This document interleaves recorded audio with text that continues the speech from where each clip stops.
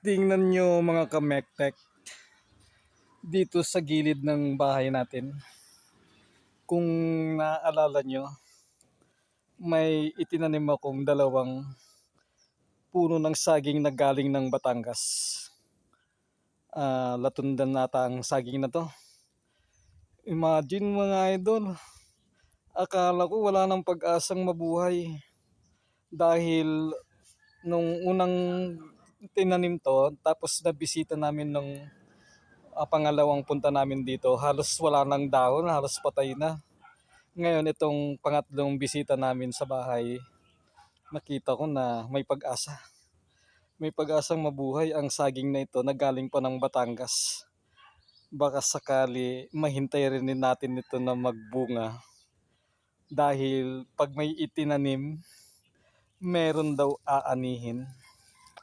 Yun lang po. Salamat. Bye-bye.